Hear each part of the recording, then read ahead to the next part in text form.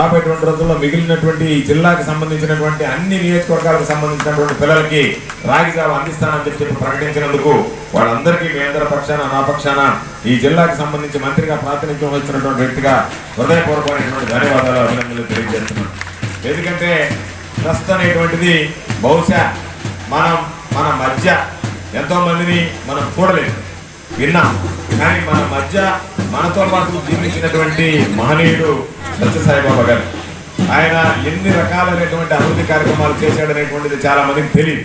చాలా మందికి ఆయన దేవుడుగానే భగవంతుడుగానే తెలుసు తప్ప భగవంతుడి రూపంలో విదేశాల నుంచి వచ్చేటువంటి భక్తులు ఆయనకి ఇచ్చినటువంటి చందాలు కానీ లేదా ఆయన ఆశ్రమానికి ఎవరన్నా మెప్పి ఆయన చేసేటువంటి సేవకు సంబంధించి ఇచ్చినటువంటివి ఒక వర్గానికి కాకుండా పిల్లలకు సంబంధించి విద్య, పేదవాడికి వైద్యం, రైతులకు సాగునీరు, మామూలుగా సమాజానికి త్రాగునీరు, అన్ని రకాలైనటువంటి కార్యక్రమాల్లో ఈరోజు ముందుండి అనేక రకాలైనటువంటి సేవలు నిర్వహించినటువంటి వ్యక్తి ఈరోజు మన మధ్య లేకపోయినా కొద్ది రోజులు దాటిపోయిన తర్వాత మనం ఏదైతే పూర్వీకుల చరిత్ర గురించి మాట్లాడుకుంటున్నామో, పూర్వీకులను పూజిస్తున్నామో, అదేవిధంగా సత్యసాయిబాబా లాంటి వ్యక్తిని కూడా ఈ సమాజం పూజించేటువంటి సందర్భం అని చెప్పి మీ అందరికీ సందర్భంగా మనం చేస్తాం. అందులో భాగంగా అన్నపూర్ణ ట్రస్ట్ను నిర్వహిస్తున్నటువంటి కర్ణాటక రాష్ట్రంలో ఉన్నటువంటి సద్గురు మధుసూదన్ సాయి గారు ఈరోజు దృష్టి పెట్టడం, దానికి సంబంధించి ఆ నిర్వాహకులు నా దగ్గరికి వచ్చిన వెంటనే చెప్పాం, మీరు ఎక్కడైనా సరే దీన్ని ప్రారంభించండి, మంచి రోజు చూసి ప్రారంభించి దాని ద్వారా పిల్లలందరికీ కూడా రాగి జావ అందించేటువంటి కార్యక్రమాన్ని ప్రారంభిద్దామో. మంచి కార్యక్రమం.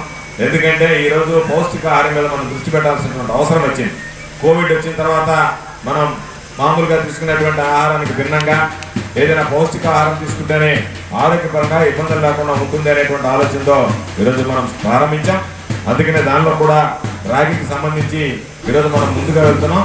కాకపోతే రాగి అనేటువంటిది కానీ వస్తువుల్లో కానీ మనకి తెలిసినటువంటివి చాలా తక్కువ. అందుకనే మిల్లెట్స్ మనం ఎక్కువగా ప్రమోట్ చేయలేకపోతున్నాం. మన వాళ్ళు ఆహారానికి అలవాటు పడుతున్నారు. అంటే మనకి రాగులతో చేసుకునేది సంగటి తప్ప మరొకటి చేత కాదు. ఎవరైనా రాగులు ఏం చేస్తారంటే రాగి సంగటి చేస్తారు.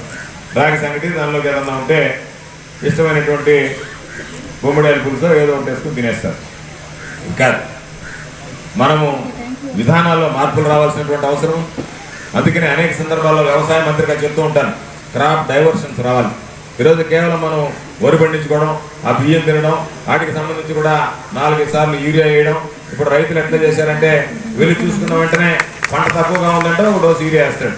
దానివల్ల పెరిగినందువల్ల అది ఆ రసాయనంతో కూడుకున్నటువంటి ఆహారం తిన్నందువల్ల ఏమీ ఉపయోగం లేకుండా మనం ఈరోజు ఇంకా ఆరోగ్యపరంగా ఇబ్బంది పడేటువంటి పరిస్థితులు వస్తున్నాయి. వాటిని అధిగమించడానికి